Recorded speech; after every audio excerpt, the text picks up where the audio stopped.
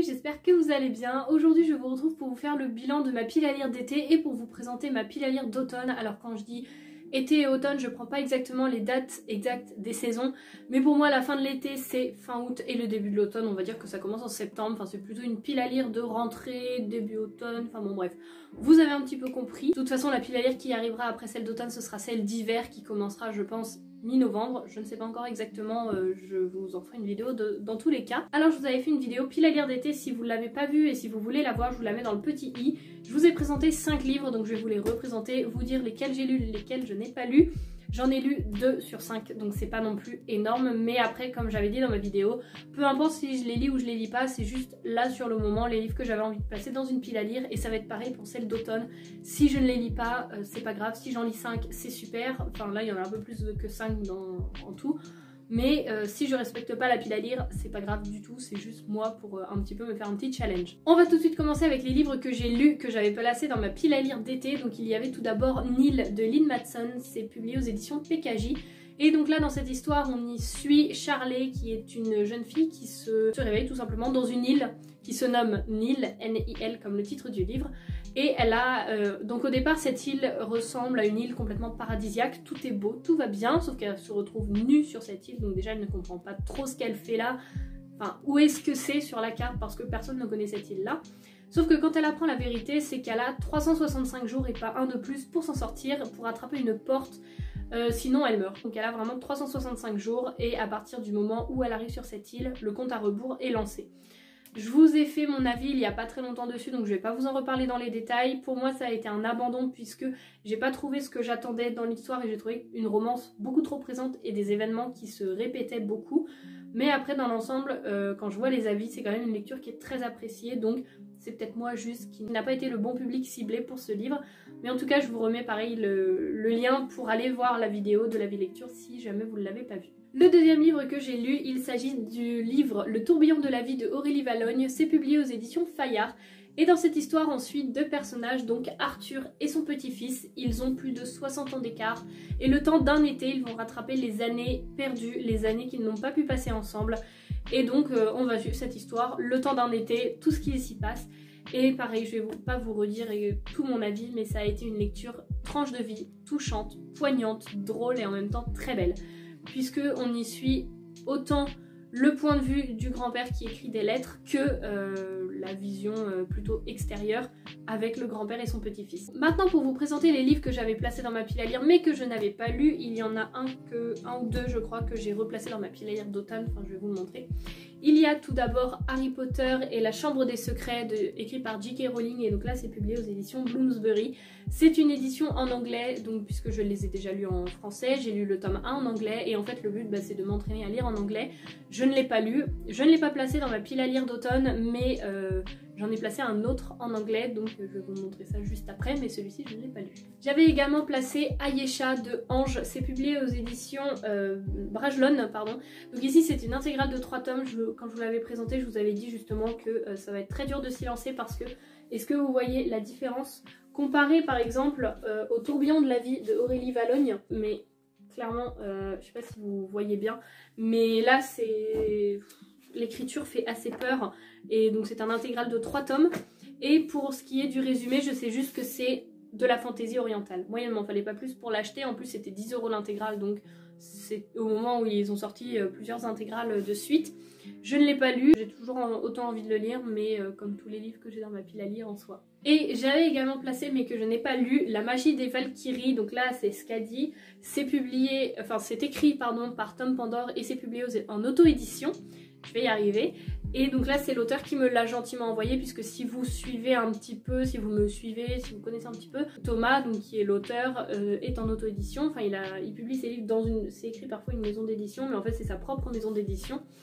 Et il a écrit plusieurs livres, notamment Wakamantis, l'Atlantide, celui-ci, et d'autres il me semble, mais que je n'ai pas encore lu et que je n'ai pas encore en ma possession. J'avais commencé à lire celui-ci au moment où il l'écrivait pour faire la correction, la relecture, enfin la bêta lecture tout simplement, mais je ne connais pas la fin. Donc c'est un livre qui me fait vraiment très envie, mais que pareil je ne fais pas passer forcément avant les autres. On y suit un mélange d'ici, je dirais, d'historique, de fantasy, de fantastique et de contemporain, puisque On y suit Skadi qui a son grand-père qui meurt et au moment du dernier souffle de son grand-père, il lui apprend que c'est une Sidilique, que c'est un être légendaire surpuissant qui possède de grands pouvoirs. Sauf que ça, c'était à l'ère des Vikings et dans cette histoire, elle se situe à l'ère moderne, donc elle en doute fortement. Et je ne veux pas vous en dire plus puisqu'on voyage vraiment au travers de l'ère des Vikings, au travers de l'ère moderne. On a beaucoup la notion du réchauffement climatique et un petit peu de la fin du monde, puisqu'ici on est à moitié, je dirais pas dans une dystopie, mais à moitié dans un roman d'anticipation et en même temps historique. Tout se recroise un petit peu, j'ai très hâte de le relire et de le redécouvrir finalement, mais je ne l'ai pas encore lu pour ce qui est de la pile à lire d'été. Donc voilà pour ce qui est de cette pile à lire, de ce bilan, donc c'est pas non plus, j'en ai lu que 2 sur 5 mais c'est pas grave.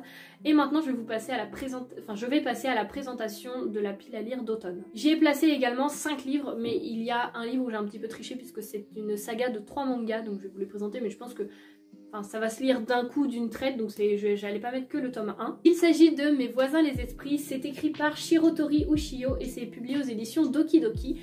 Donc c'est une saga en 3 tomes, la saga est terminée, donc moi je me suis dit pourquoi pas, en plus c'est bien de pas avoir des sagas qui sont trop longues pour ce qui est des mangas. Je l'avais vu sur la chaîne de Alex Booking dans Prada et ça m'avait vraiment donné envie, je ne sais plus de quoi ça parle, je pense que le titre est quand même assez évocateur, mais dans tous les cas je ne veux pas relire le résumé, je sais juste que voilà, on a des esprits, des créatures, que c'est un manga c'est une saga en 3 tomes, que ça va se lire assez rapidement et que j'ai très envie encore une fois de la découvrir mais que je ne l'ai pas encore fait, mais c'est pour ça que je l'ai placé dans cette pile à lire. Ensuite, on va passer très vite sur ce livre. Pourquoi? Parce que j'ai replacé La magie des Valkyries de Tom Pandore, donc je vais pas vous en reparler, mais je l'ai replacé dans la pile à lire d'automne. Là, je n'ai pas le livre tout de suite maintenant avec moi, mais j'ai également placé Où est la vraie vie de Liz Braswell, donc c'est une réécriture, un Twisted Tale du conte Réponse, et c'est publié aux éditions Hachette Heroes. Et là, il me semble que c'est et si la mère de Réponse avait bu la mauvaise potion ou avait pris la mauvaise fleur, c'est quelque chose comme ça.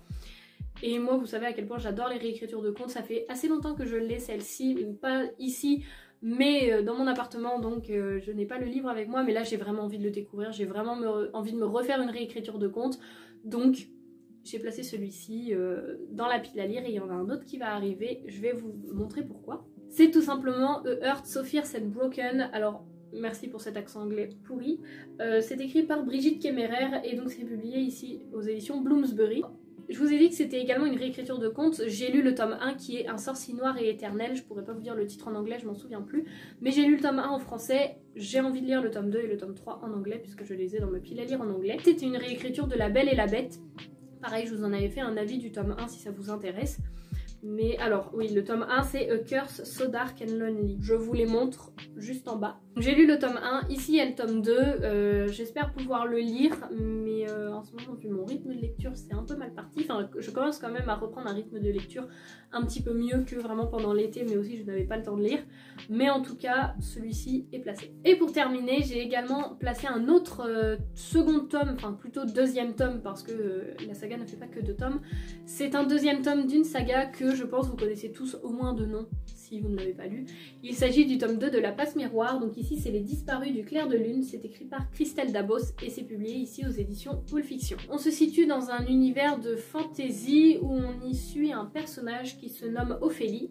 Ophélie c'est un petit peu l'anti-héros, elle est toute timide, toute recroquevillée sur elle-même, elle n'a pas envie de sortir de sa zone de confort, sauf qu'en fait elle apprend qu'elle est promise à un homme qui se nomme Thorn et qui est dans la Citaciel, et il a une place assez haute dans la Citaciel qui est un royaume, alors je pourrais pas exactement vous dire, mais quelque part où il fait très froid, où il y a de la neige, du brouillard et où vraiment il fait très froid, parce que c'est ce qu'on ressent quand on lit le livre. Ophélie a un pouvoir, c'est qu'elle peut lire le passé des objets quand elle les touche et elle peut passer au travers des miroirs, mais seulement lorsque la personne est vraiment en accord avec elle-même, sinon on ne peut pas passer dans un miroir.